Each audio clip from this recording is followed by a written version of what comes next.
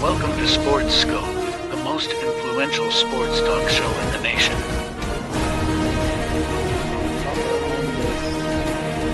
What is today, the 19th? Stay tuned for updates and great sports content. Hello, everybody. Welcome to the Real Sports Scope. I'm your host, Robert Butler, on this 16th day post tax day in April. Got a great show with you for tonight. Going to talk about this college football thing with Nico. I'll just keep his name as Nico, the college former University of Tennessee quarterback. A lot of former NFL players. It's got a buzz around the media with the NFL media, the college media. It's really taken over the last 5 days or so, about a week or so. Story here. Also want to talk about Shedeur Sanders falling. I'm not sure how far he will fall, about the ups and downs, the pros and cons of him as well. And I've got Coach Kevin Carroll coming back to the program to get his take on this and what does he thinks, what's to go now forward with Tennessee. Plus, we'll talk about his thoughts on Cam Ward. We are 8 days away from the NFL draft. Really came up on us fast this year. So stand by. We'll take our first only break, and we will be back here shortly, and we will hit the ground running here on the Real Sports Scope. Hello, Sports Scope followers. The program has seen tremendous growth since going 5 days a week. I just wanted to thank everybody for your cash contributions and sharing the program with friends and families. Just a reminder, if you want to contribute to the program, go to the Cash App, the cash sign, and Sports Scope. There are other ways to contribute to the program listed at the bottom of the screen. If you want to advertise on the program, go to sports, that is sports with an S, another S, scope, SKOPE, at gmail.com, just like it's listed at the bottom of the screen. Thank you and enjoy the program.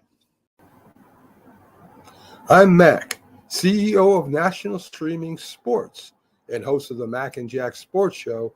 You're watching the sharp-dressed man and the big story breaker, Robert Butler, on Sports Scope, Monday through Friday at 8 p.m. Eastern on National Streaming Sports. Thanks.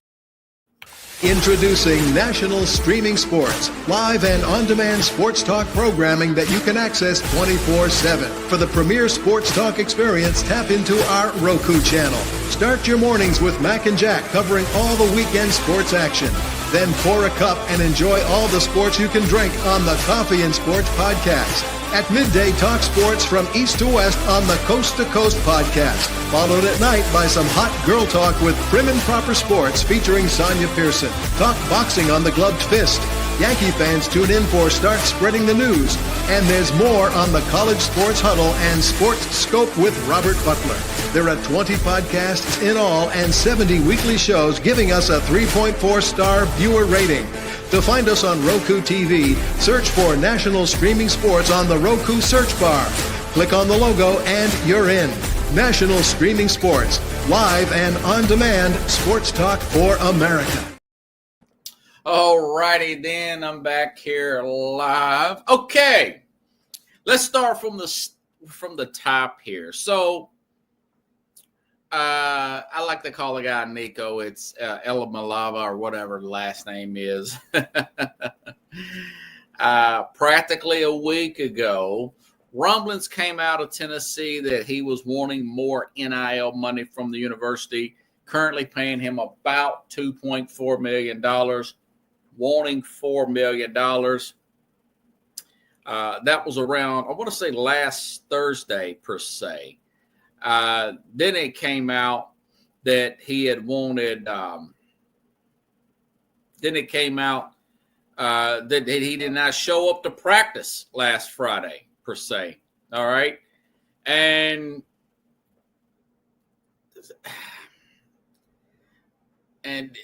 so he doesn't show up to practice last Friday.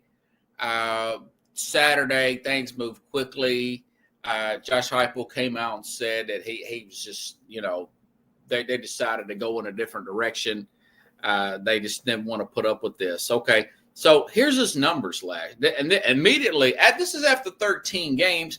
And let me say this: I'm a little surprised at the level. Now, there's some naysayers out there, but it's very few at the level of support that the program got. It's usually the NFL former or the sports media, whether it be former players and whatnot.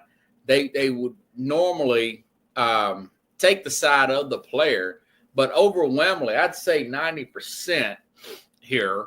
Other than Colin Cowherd, now he likes to be a contrarian and saying, well, the Tulane quarterback that went to Duke got $4 million, and he's trying to be somewhat of a contrarian and whatnot. But majority, and like I said, I'm pleasantly surprised about that Tennessee actually looks good in here by standing their ground. But here's his numbers. 201 passing yards a game. That's 76th in the nation. This is through 13 games. This guy's just a sophomore, His first year starting, 63% completion percentage. That's 43rd nationally. 19 passing touchdowns. That's 42nd nationally. 70.5 QBR. That's 36th nationally. This is from College Football Report off of the X-App here. And wants an NIL deal of $4 million. Okay. And this is a classic case of the family. And I'm hearing and reading that it's mainly his dad trying to get just pulling at him, getting in his head to get him to demand more money out of Tennessee when he was making $2.4 million. Then over the weekend, you started to see teams like North Carolina come into play, potentially USC, UCLA, and then Tulane.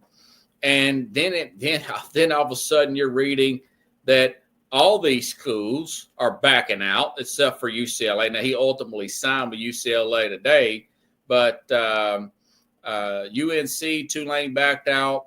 USC apparently was never in it as much as we thought. And I thought, well, Lincoln Riley, okay.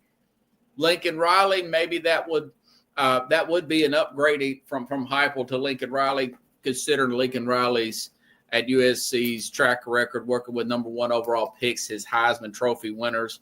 That was not the case. So you see all that. And then after 4 days of this, Thursday, Friday, Saturday, Sunday, then Monday, today's Wednesday, then Monday you start to hear rumblings about, well, it wasn't about the NIL deal. It was more about the fact that he didn't like Josh Heupel's offense. He did not like Josh Heupel's offense. He wanted it to be more of a passing offense for him to develop more as a NFL-style quarterback, per se. And I just think that's saving face because he's getting such a bad rap. Oregon was out on him. The Oregon coach said he was snooping around while under the contract with Tennessee, see if they would pay more money. And what's his name? Lanning wasn't budget per se. They didn't budge on the guy. Part of me feels bad for him because I think it's his family. The people who's not, and a lot of them take him to practice, but they're not icing down every day after practice. They're not the ones that's got to put them shoulder pads on. They're not the ones that's doing this kind of running, doing sweating in all those pads day in and day out. But they're the ones that want this handout, basically, is what it was. And it's just a classic case of it. And also my thoughts are, with those numbers I just read you, I would have a different take if I was said he was called to New York last year because he was a Heisman Trophy finalist, or for God's sake, if he won it, if he won the Heisman Trophy, then I could say in this free market account, you probably want to demand more NIL money. Remember, this guy was a 5-star player that came out second only to Arch Manning in his class a couple years ago, not to mention the fact that Tennessee, the millions of dollars that they put in, not just the NIL, but also the actual recruiting process of getting him to the University of Tennessee, my guess is probably since his sophomore year in high school. And it just comes off to me, even though I'm out of Nashville, talk a lot of University of Tennessee football, it comes off to me incredibly ungrateful. And it's really hurt his reputation more than anything.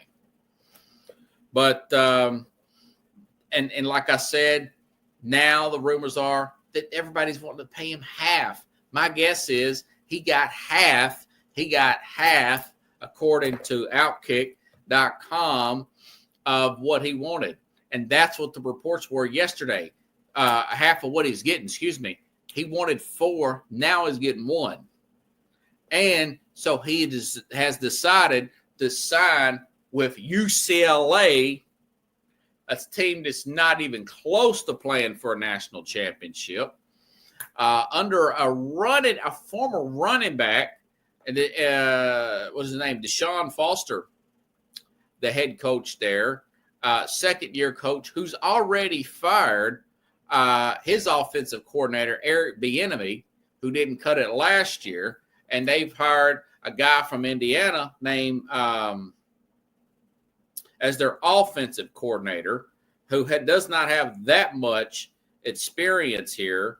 Sean, I think his name is Cincinnati or whatnot. He used to be the co-offensive coordinator with the Indiana Hoosiers. So this thing has turned into a total disaster out of just pure greed, out of just pure greed from the family. And we'll see how this thing plays out. Don't want anything bad to happen to the guy, even though this just seems like a despicable thing to do. But as far as improving something like this, like Coach Sean Pollard said on this program a couple weeks ago, you got to put in some kind of salary cap, whether you got to go through Congress to work with the NCAA or these college presidents and whatnot with the college games, since the cat's already out of the bag here, or simply NCAA work with the universities as far as getting some kind of NIL actual contract, because NIL is name, image, and likeness. This is supposed to be, it was designed for, and I said this would be the case. I said we're going to be working out the bugs in this thing when this first happens. We're still in that period. It's been a number of years now, but we're still working out the kinks in the NIL.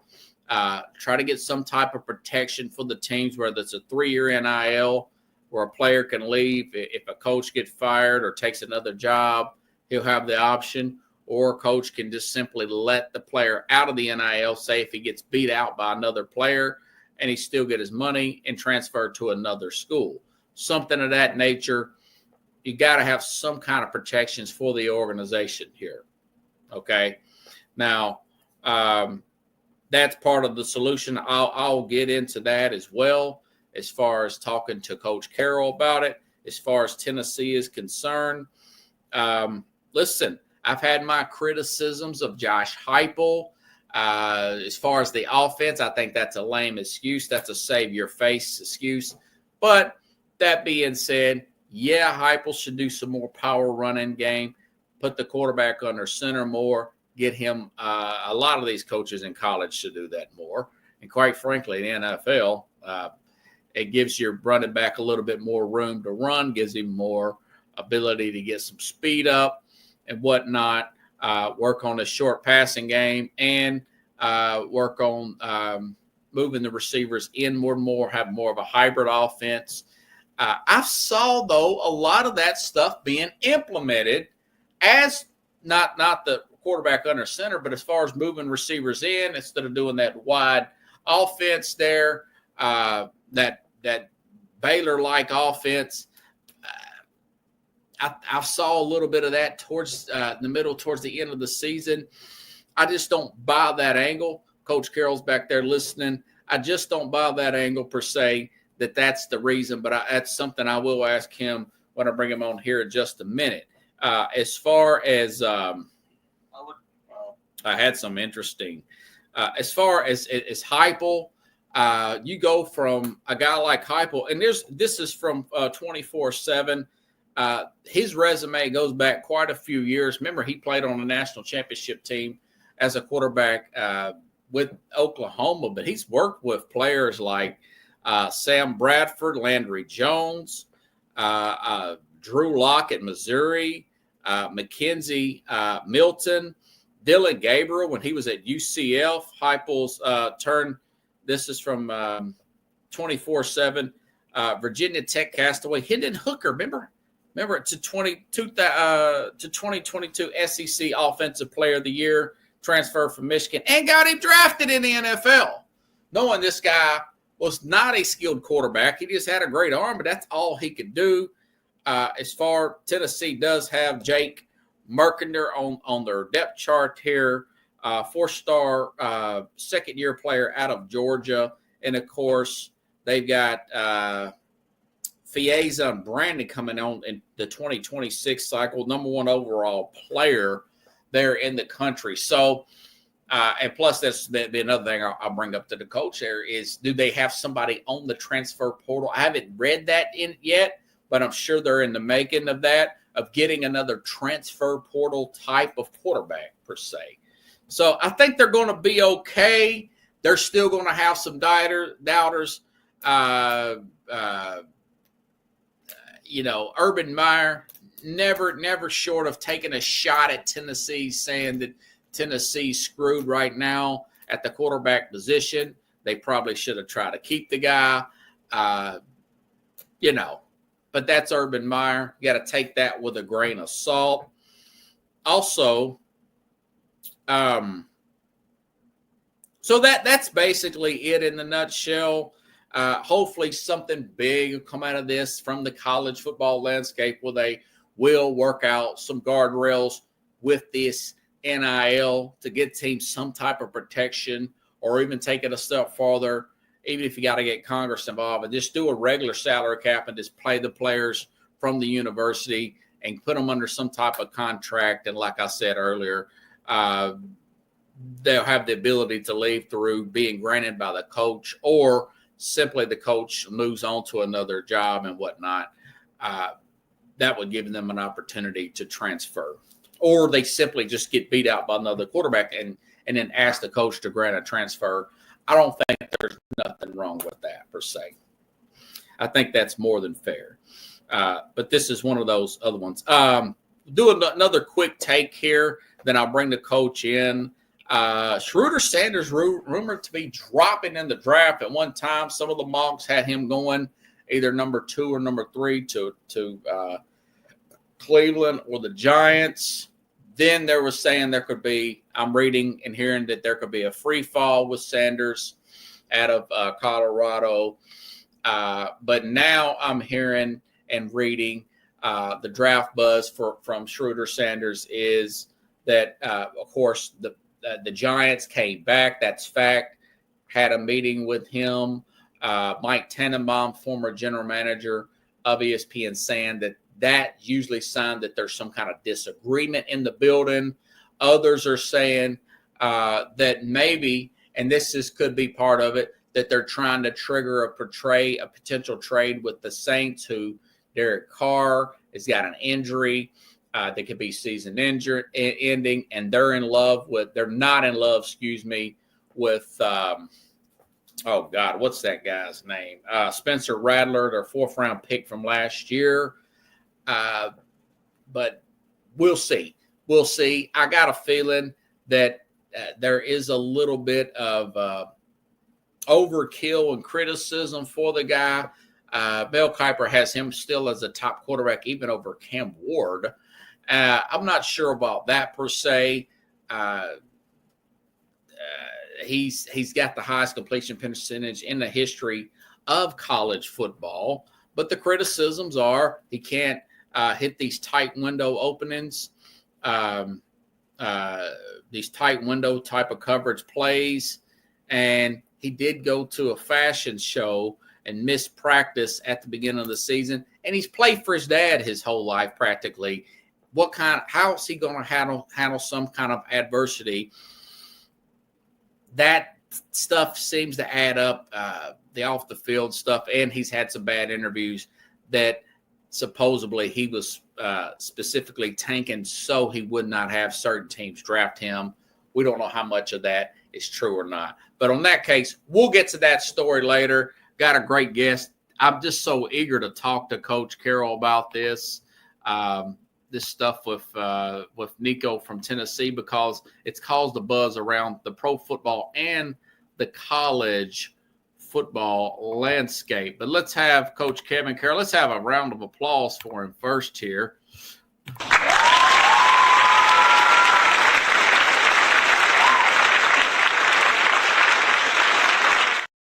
Good crowd tonight. Hey, Coach, how you doing tonight, man?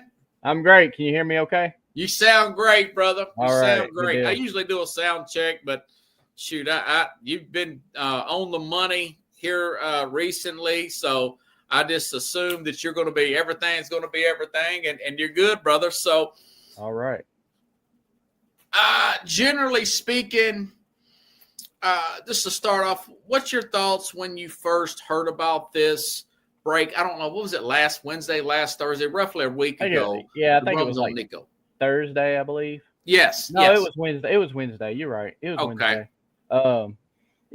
First off, just like when all the news comes down, I don't take it seriously until I see something, because there's always rumors and everything, and I just took it as a rumor at first. I was like, I didn't think Nico's not going anywhere. That was my initial reaction. And then his dad come out and said, Nico loves Tennessee. We're not going anywhere, yada, yada. And then, Friday happens, and I'm like, well, I guess he missed the practice Friday, right? Yeah, that's exactly what happened. And I think that's probably what that slammed the door shut on him, in my opinion. I think the no call, no show and not answering Heupel's calls was probably the deal breaker more than likely. Okay, so that's what you're hearing, that he wasn't answering Josh Heupel's calls? Yeah. Heupel had been trying to get a hold of him for, about 24 hours is what I heard. I think that's the time frame. And he wasn't answering the calls, and so Heupel couldn't get a hold of him. So I don't know if that was a planned thing on their part, which probably was. Who's ever advising him told him, cut communication with them. They're going to need you right now, this and that. And me to tell you the whopper and all this. Yes. Of course, he wanted more money than he probably should get.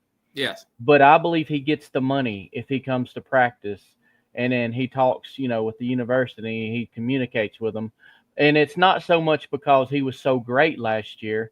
It's a combination of how well they believe he'll do in the future and how bad off they'll be if he did leave, which is what has happened. So leaving at the end of spring practice like that put them in a bind. And I believe Heupel just said, we'll roll with it regardless what happens, because had they communicated, I think he gets it, because they didn't want to be in the situation they're in now.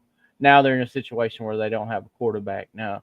So, I think that's pretty much it in a nutshell. I think he could have got the money, or he could have got close to it if he didn't get it. And now he's probably going to get like a third of it, because he had a raise. They gave him a raise in December. He got like 0.5 or 0.4. Yeah, 2.4, yeah. Onto that too. And what I'm hearing is UCLA don't want to give him more than $1 million. That's what I'm hearing. So, and he's going to UCLA now, right? Yeah. I just heard today he committed to UCLA here within the last couple hours, or 3-4 hours, something like that. But he's lost more than half of what he was going to get at Tennessee, even if he didn't get more money. So, and he's in a worse situation. You already talked about that. I mean, yeah, it's, they didn't do him any favors. He should have. He's a young man. That's the culture of their family. The dad makes the calls. I understand and respect all that, but at the end of the day, I think they really they didn't do him any favors this time. It kind of really messed him up because people aren't interested in him not because he's not talented. They're not interested in him because they don't want the baggage that comes with him, and and most of the baggage ain't even him. I've heard him in interviews. He's low, like a soft-spoken, very respectable. He seems like a really good kid, and I hate that this happened to him, because he's listening to his father more than likely, and it's just a bad situation for Nico because I honestly believe he was going to be really good moving forward with Tennessee, and he has everything. And I don't know if you've heard this. If you've heard this, let me know. Part of the problem was the offense Tennessee ran. Did you hear anything about that? Yes. Okay. So yeah, I would comment on that. That story comes out, and I've been reading all this stuff off the X app from different reporters, ESPN, Fox, and whatnot. I heard something on yesterday. Joe Klatt mentioned that, who calls the games for Fox. How come that's just now coming out 72 hours, maybe a little bit after that? The fact that they hollered and screamed money, money, money. My opinion of that, Kevin, is they're looking at all the bad PR he's getting, and then all of a sudden, now the offense is the problem. I don't know if I buy that. That's where I'm going, but that's not that's a little bit different context. Is before all this talking about it's this and not the money thing. They talked to Coach Heupel, apparently, offensive guru. He got where he is because of his offensive philosophy and everything like that. Yeah. They said, they didn't like his. They wanted this in a contract. Apparently, they didn't believe that offense was going to prepare him for the NFL, and they wanted him to change his offense specifically for Nico, and make it more of a pro style. Well, newsflash, we haven't seen Heupel's offense since Hendon Hooker was there. I'm going to be honest. It hasn't been Heupel's offense since Hendon Hooker's been there. So they ran more of it was, if you look at it last year, it was really more of a pro style offense last year than, Heupel traditionally runs. Now, he runs the ball a lot, but they depended on the run a lot more last year than they had the previous 2 years. So, I mean, the running game was there. The play action passes, he should have hit on more of them. I don't think he played as bad as a lot of people say he did, but he didn't light the world up, and we all know that. Yeah, now, I got his numbers right here. Yeah. I do believe he has the tools to where he could have been a lot better moving forward, and I think this offseason was going to be real good for him. But holding the team up like that right there at the spring, which is a crucial time, and all of that is just basically did it for him. And like I said, I hate it for the kid. I wish him all the best. I hope he finds a way to be successful moving forward with UCLA, but it's made it very difficult, honestly, and it's cost them money. So I mean, aren't you a little annoyed with this? I mean, very annoyed. This is the thing I don't like about NIL. If you're in a contract, then you got to honor that contract, and it can't be an open-end contract where I make a contract, today, and then tomorrow somebody offers me X amount, and then I'm freaking say, okay, I'm going to take this one instead of this. No. Once you sign it, you've got to be committed for at least 2 years. Which, to be fair, he was there 2 years, but he didn't do anything his first year. He didn't start. He didn't play. 13 games. So, I mean, it's horrible. They need more structure, the NIL. We've all agreed on that. And hopefully, eventually, that will happen. It's a good thing Coach Heupel put his foot down, because then everybody will start doing this. And it seems like every other big program is on board. They're like, no, we don't. Are you surprised that Oregon and Carolina, USC didn't bite? And I thought he could get an upgrade if he went to Lincoln Riley. Yeah. But he didn't go to Lincoln Riley. Yeah, I mean, are you surprised that they did stick their foot down the way they did? Yeah, I thought Well, I know he's talented as he is, but I'm not so much surprised simply because of the baggage that's coming with him. I fully understand every one of their positions. They're like, he's going to play 1 year, then he's going to want another. He's going to want more money. Yeah. I mean, it's like we're only going to get him 1 year. That's what they're thinking. I think he's probably going to be at UCLA for 2 years now, just because I don't think he's going to have the opportunity to build his resume up enough for the NFL in one season with UCLA. Talent-wise, he is absolutely talented enough to be an NFL quarterback. Yes. But the stuff that just happened this week, or last week coming into this week, it puts a damper on that. The NFL looks at that kind of stuff, and I mean, it's just it's unfortunate for him that all this has happened. And now, don't get me wrong, if he comes out this season and plays lights out and under the old Pac-12 competition, he probably would have had an opportunity to do that. But they're in the Big Ten now, and it's not going to happen. They're not going to do well. Well, in the Deshaun Big Foster Ten. just fired Eric Bieniemy. Yeah.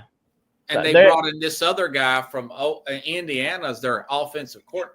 This is going to be a huge step back, if you ask me. It is. They are going to struggle tremendously. I mean, and Tennessee completely revamped that O-line. I actually think they are better on the O-line talent-wise. It's going to take some time to build chemistry and get the cohesion and everything good on that line. But once they get it going, once they get everything in and the chemistry's there, I believe it's going to be a better O-line than what we had in the past. So, I mean, they put together an O-line for him. The receivers coming in are unproven, but very talented.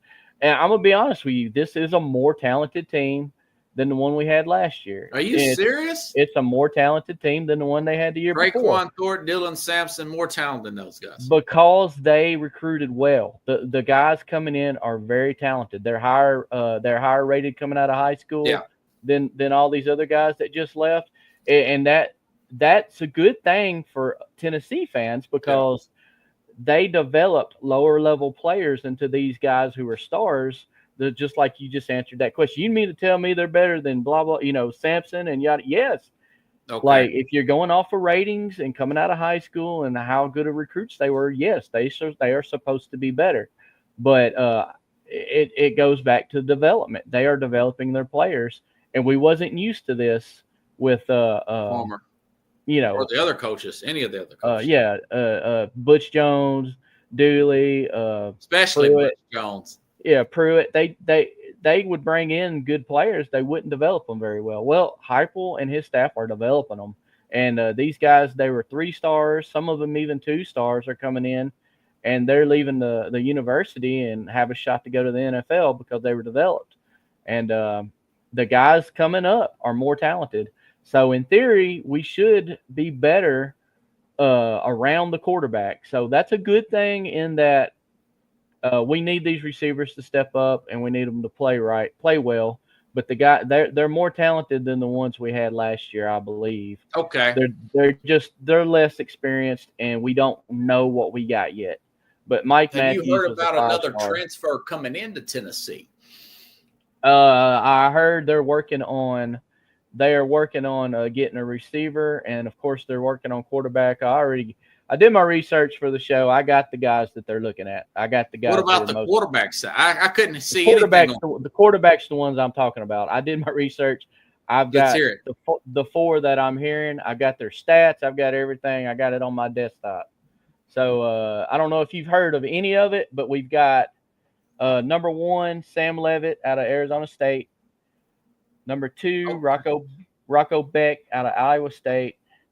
Avery Johnson out of Kansas State, and then Sawyer Robertson out of Baylor.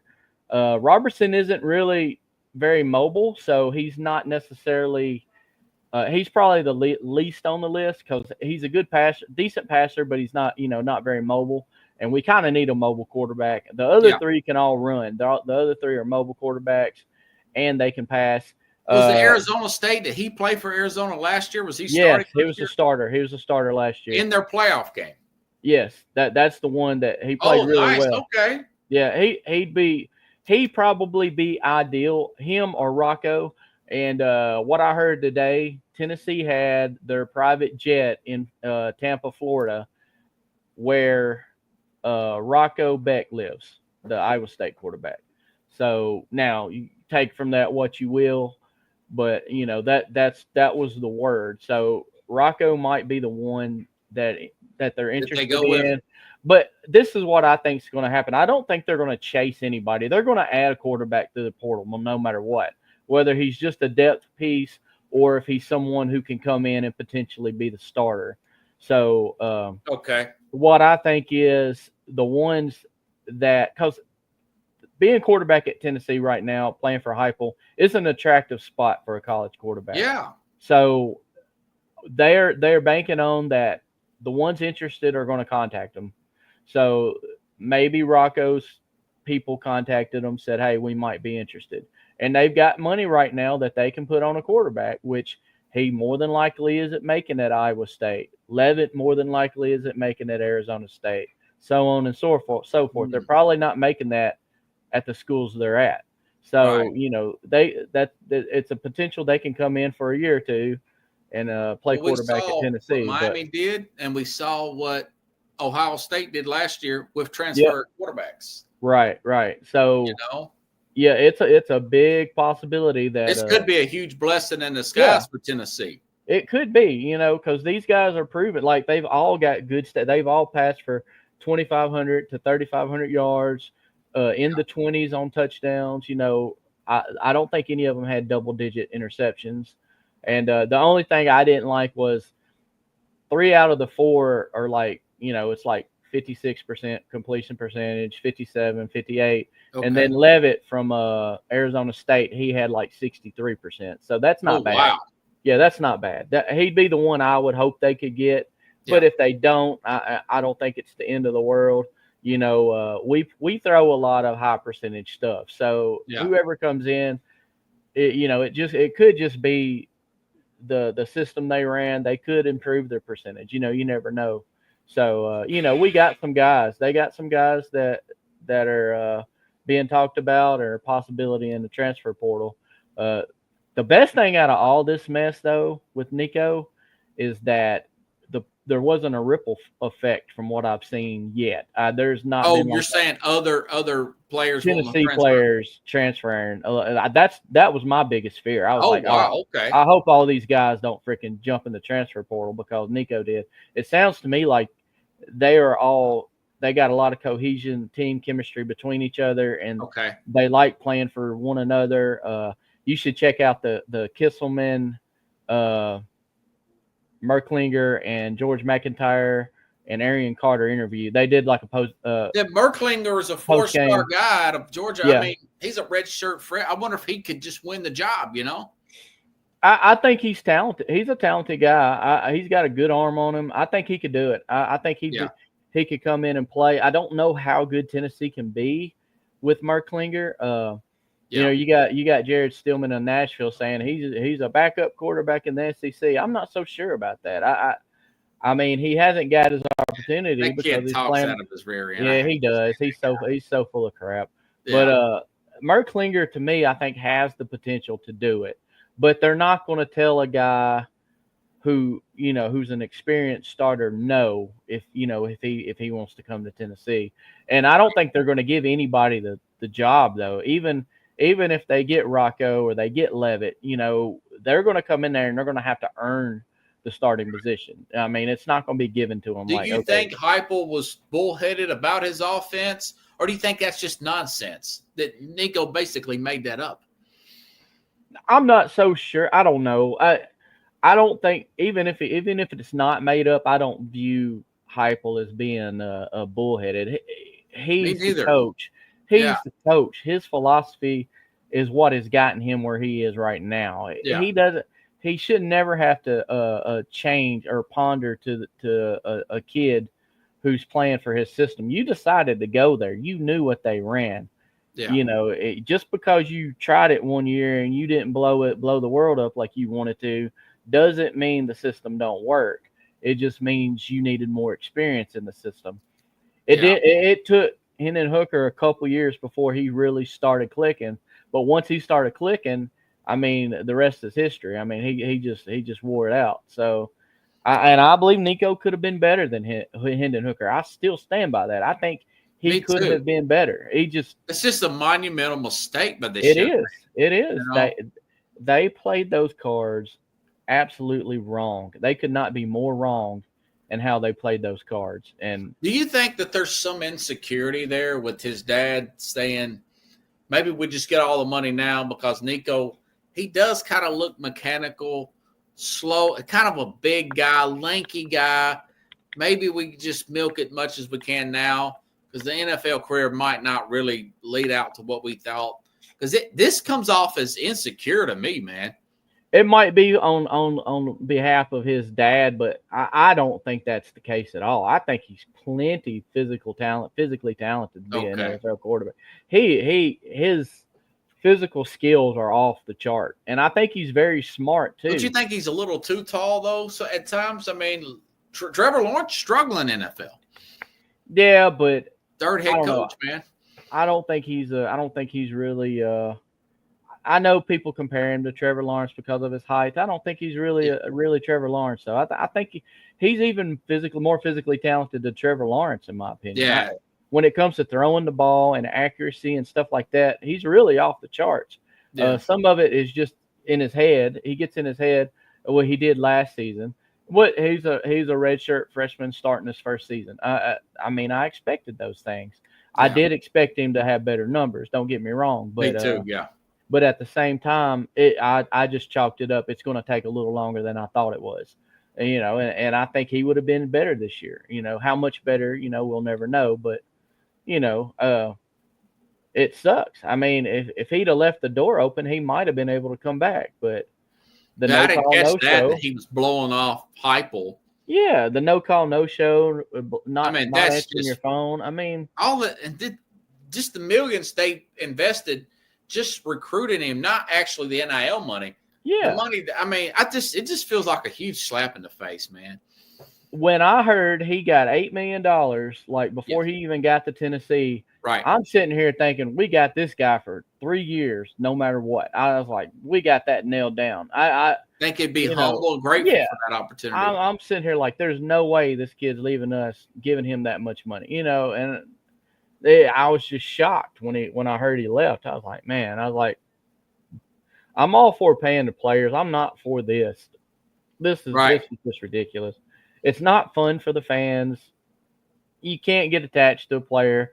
And what's the good thing about college football? You got a player, you can follow this kid for the next 3 years or at least 3 years usually. I'm okay with giving them one transfer, but after that, dude, you're that's where you're at. We're teaching them that they're not accountable at all for their decisions. Right. It's what we're teaching them.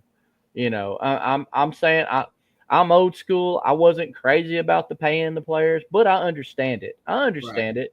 The schools make millions of dollars. And it's sure the they TV should money's get something. getting crazy. Yeah. Yeah, and getting the millions that they're getting is all well and good, but in my opinion, it shouldn't have started out that way. If it progressed to that, then okay. But from the get-go, getting the millions, no, they should have started out lower and then let it progress. Let the market value do its thing.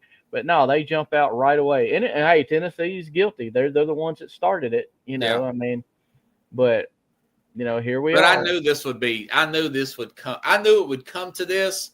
I just thought maybe the NCAA and even particular, hey, if you got to get Congress involved, put the particular guardrails. You got to check the school at some point. Yeah. It can't just be, hey, give me some money. I'll be here today or maybe tomorrow. I mean, that's right. Just, yeah. And how Heupel handled this is basically has set the tone for how this is going to go now. Yeah. Had they caved and just paid him, then this would be something that happened a lot more. It could happen to the next player. The fact that Heupel put his foot down and every other coach in these big programs immediately said, we're not interested, that set the tone right there. Or that tells everybody, hey, you're not going to do this to us. Kudos to Dan Lanning in Oregon. And, good for them. Ohio State didn't say nothing. Michigan didn't say nothing. Yep. You know, so hey, what's your thoughts about Schroeder Sanders? He's all over the place, man, as far as drafting. Do you believe the criticisms to be true? Can't make throws in small windows. These are from some general managers and scouts that I've heard of. And, you know, he did blow off practice for a fashion show. He's always played under his dad.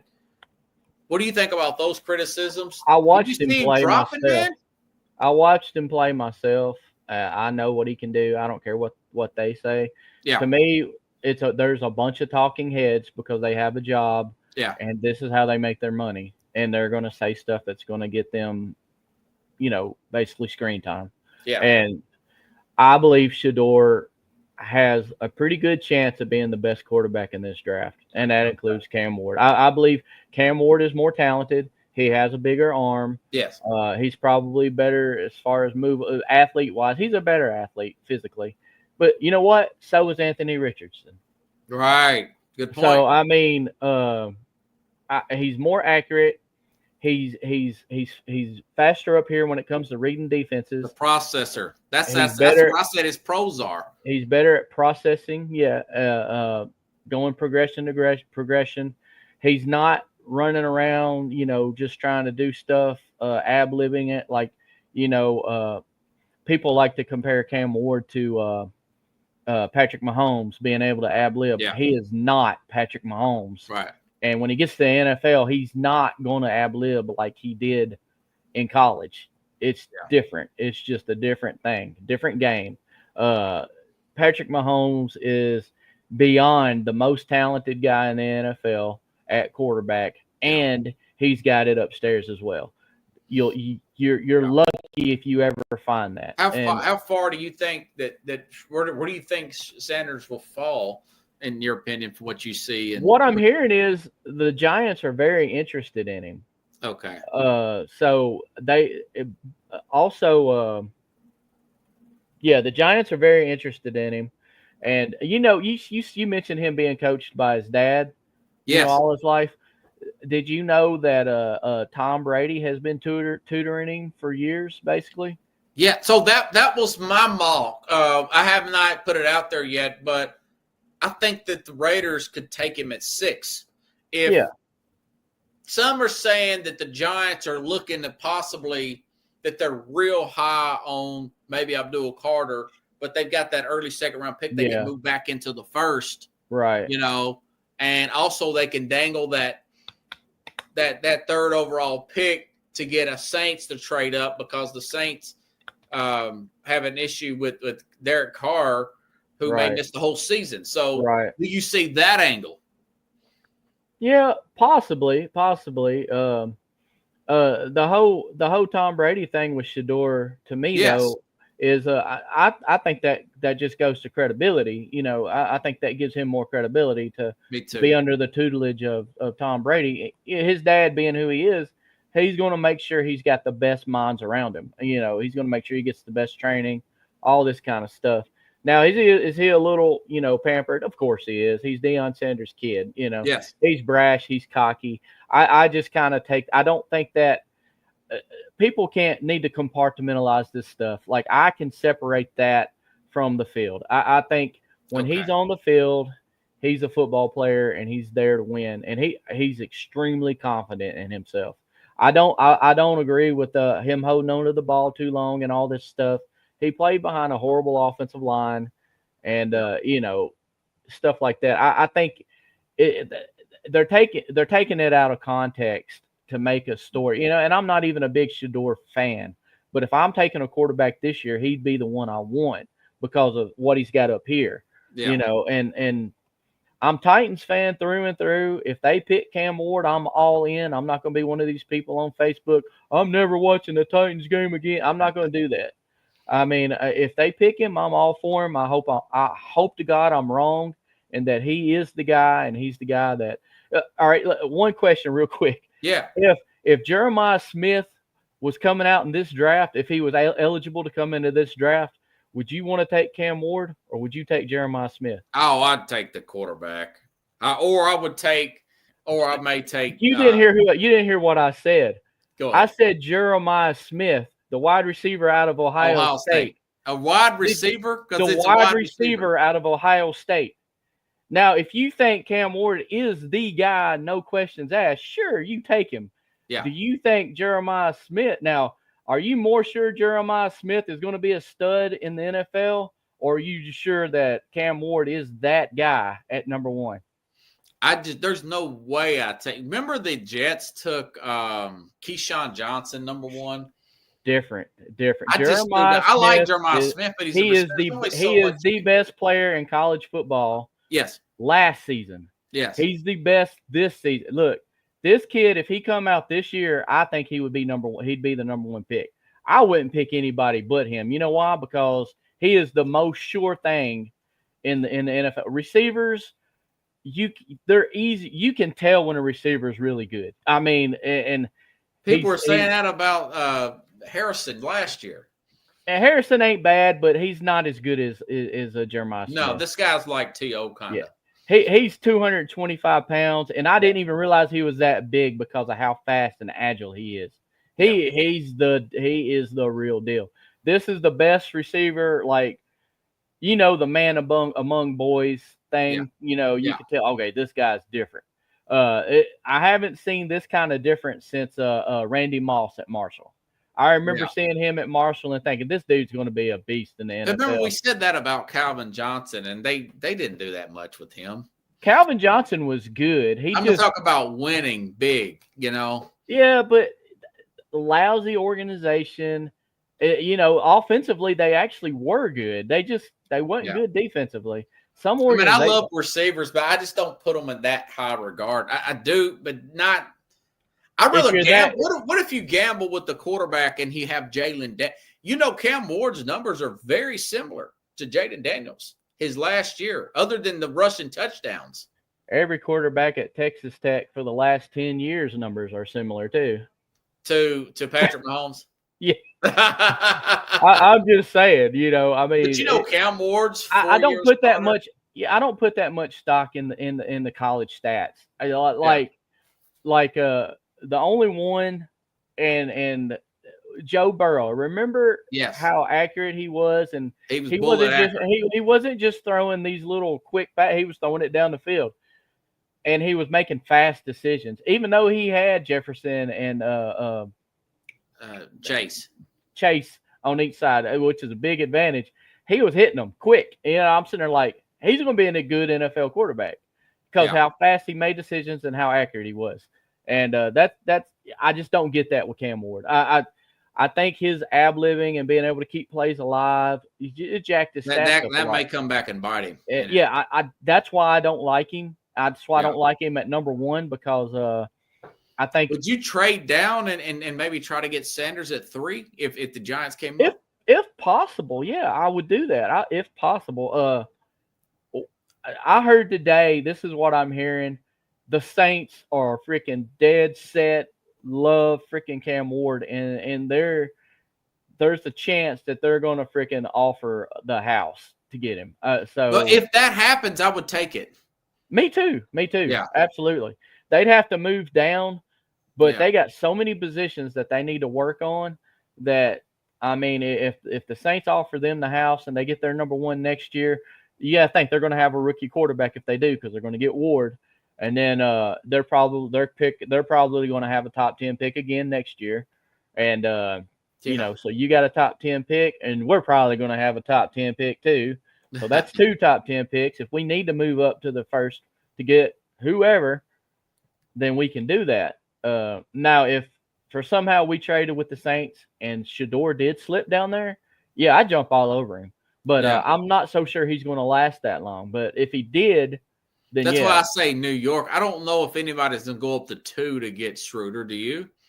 No, I don't think so. I don't know. See, because it's when it comes to quarterbacks, teams, they get stupid. They make dumb decisions when it comes to quarterbacks. Yeah. But now in this instance, I think Shedeur would not be a bad choice. But at that high, that's what's got me not fully on board with Ward either. I don't think either one of them are top 5 worthy. Now, could they go on to have careers that say they are? Sure, they could. Did you think that Jaden Daniels would be? I mean, I did not think he'd be this good, though. I thought Jaden Daniels would probably be the best quarterback in that draft. I didn't think he'd be as good as he was. I wasn't big on Drake May. Caleb Williams, I was like, I think all this hype is just it goes off script, and he played under Lincoln unwarranted. Riley. Yeah. I mean, now could he be? I mean, I want to see Jaden Daniels do it again. I mean, yeah, that's the big thing for quarterbacks is the consistency. Let's see him do it again. And Washington, to their credit, are making good moves. I mean, they're putting good things around Jaden Daniels. And but don't you like what the coach said about Cam Ward in his interviews? Yeah, I love that. Yeah. I think he's got a high football acumen, you know. Yeah, he's a character guy. He's going to be all for your team, you know. But I mean, that doesn't guarantee that he's going to be able to do it. I mean, I hope I'm wrong because I think they're going to end up. But didn't you think that Bo Nix was? I thought Bo Nix was horrible at one time. He was horrible at Auburn. Then he went to Oregon. I thought he was just okay at Oregon at times. You know, a lot of that was system, great players around him. Yeah, you know? But maybe sometimes those systems are what brings out parts of the quarterback that they didn't realize they had. I mean, that's what I think with Cam Ward, though. That's my point. I think I think they really look at that interview process and says, I would almost exactly every mistake he made. But I'm telling you this because the Giants, when we watched I don't know if you've seen it, but the what is it? The Hard Knocks, the Giants general manager thing. When they was bringing in Jaden Daniels, that Brian DeBall was like, okay, what about this and this, and Daniels is like, blah blah blah blah blah blah blah. And I'm kind of getting the sense that the Titans we're getting that from Cam Ward. Maybe they will. Maybe they will. But my problem with Ward is that a lot of his success is off script. I'd feel better about Caleb Williams' mistakes. Yes, I'd feel better about Ward if most of his stuff came within the system. Like he dropped back and he didn't have the ball that long. He got rid of it. He found his guy, and all this. It could be a bust. You're right, man. I hope I'm wrong. Because I'm ready for the Titans to turn it around. 2 years. You got Lagway will probably be available from Florida. And then you got probably Arch Manning. I don't think Arch Manning. Do you think Arch Manning's coming out next year with 1 year? Hey, if we've got 2 top 10 picks, I sure hope so. Well, I'm just saying, if they draft Ward and they don't get I want the King's ransom method and just go with the Eagle. But if it doesn't happen, they tank Ward. I'm not going to just. I think there's a possibility he could hit. But if he don't hit in 27, don't you think he'd be on a shorter leash? By the way. With all the experience, his age, if he's not doing nothing after 2 seasons, I think it would be time to move on from. If he looks like Will Levis after 2 seasons, the NFL we have today, you don't get that much time. Like if you get more than, do you think 2, they would pull the plug on him after 2 seasons if he looks like Will Levis? Yeah, if he looks like Will Levis, he'll be gone. I mean, okay. If that's he looks my point. like, I mean, did you get another quarterback at 27? He looks like Anthony Richardson. He's gone. I mean. Oh, I'm sure they're thinking about maybe getting a quarterback. Yeah. So I mean. I think he's a way better prospect than Anthony Richardson. I mean, he might be. I mean, Anthony Richardson physically is supposed to be like the guy, and I'm not so impressed by stats in college, but when a quarterback doesn't have great stats in college, that's a big red flag for me. Anthony Richardson looked horrible in Kentucky at times. Yeah, Anthony Richardson. I didn't want Levis. I mean, when we got him, is like I said, I was all on board. I was like, I hope I'm wrong about this guy. They see something we don't, right? But yeah, Richardson in college, he was around 55% completion percentage. I mean, he wasn't that good a quarterback at Florida. He pulled some stuff out of his hat because he was such a good athlete. And I'm like, athletes and quarterbacks are 2 separate things. I mean, sorry. Yeah.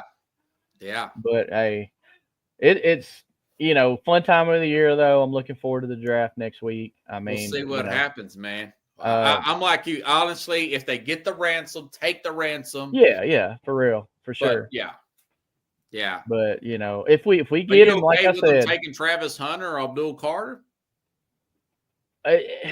The only thing about it, if Abdul Carter, if he's healthy, I'm 100% Abdul Carter. But it's hard to know about his foot, because as an edge rusher, that's an important thing. He needs to be able to push off on his foot, and he needs to be able to do those things. And he didn't work out. He didn't do his pro day. He's still healing, and all that. If I knew for 100% that he was going to be 100% healthy, come training camp, didn't have to miss any time, I'd be 100% on board, because I do think he's the most talented player in this draft. Yeah, by far. Just like next year, Jeremiah Smith. Well, he might not even come out. I mean, he might not come out. I think he would. No, he'd be a sophomore, right? Yeah. So he'll need one more year. So 27. Yeah. If we're still sucking by then, 27, you have Lagway. I think Lagway is really that good from Florida. If he keeps progressing. Look, Florida, we got a lot of snake oil at the end of that season. Look, that coach still ain't it, and I'm glad it happened. Because he's a Florida quarterback, or you're just saying that? No. I'm talking about the coach. Coach. It's snake oil. And I haven't seen enough from Lagway to say he's that good yet. I don't know if he's that good yet. Let's see what he does next year, because I think Florida's going to be bad again next year. I do. Oh, I know that I would pick Florida over Tennessee in a minute next year. Right now, because they just lost their quarterback. That's what Urban Meyer said too, by the way. But let's see what happens with if I see anything out of Merklinger and or McIntyre or somebody they bring in, then I'm all Tennessee, because I think they're better everywhere else. I think Tennessee, honestly, if you ask me, they're 2 or 3 defensive tackles away from being a legit national championship contender. Yeah, and that's also what they're trying to go for in the portal as well. They're trying to get need meat tackles in the middle, Yeah. So. All right, man. Hey, I'll bring you on after the draft and get your see what you think, buddy. Sure, sounds fun, man. Anytime. I appreciate you coming on. Thanks for the homework there, brother. With the I'll keep up with those quarterbacks. Yeah, no problem. No problem. Portal. Yeah. Hopefully we get one. I'm thinking the most likely would be Rocco Beck out of Iowa State, but I'm hoping. Well, maybe he is the better player than the Arizona State guy. He might be. He had. Oh, you got a second. Yeah. Let me pull up his stats real quick. Because talking about the Arizona State guy, remember that running back for Arizona State was a beast. Yeah. Maybe they leaned a lot on him, Stataboo, whatever. Yes, sir. Okay, Rocco, he was 59% completion percentage, which isn't horrible. But it's not great. And he had 25 touchdowns, 9 interceptions. That's not bad. And then he rushed for how many yards? He rushed for like 400 or 500 yards. He sounds like Will Howard. Well, they won a championship. Yeah. So he rushed for like 400 yards and another 8 touchdowns. He might be the best one then. Possibly, yeah. Levitt, he's 2,800 yards, almost 25 or 29, 24 touchdowns, 6 interceptions. He was 61.7%. Who's Levitt, from Arizona? Arizona State. But he might be the one then. Yeah, he looks. He's mobile too. I don't think he's quite as mobile as Rocco, but he's a better passer. So Rocco's Modern Life. Remember that cartoon? Yeah. Hey, that name though, man. Hey, Rocco Beck. Come on now. That sounds like a winner. Yeah. Coach Carroll, everybody. Hold on.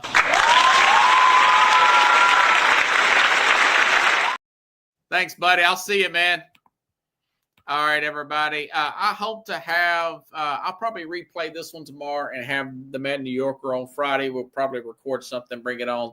Either way, stay tuned. Next week, I will be back here live, guarantee, giving you my top 10 mock draft here, everybody. So have a good night. I'll see you. Otherwise, same time, same place here on the Real Sports Scope. Network.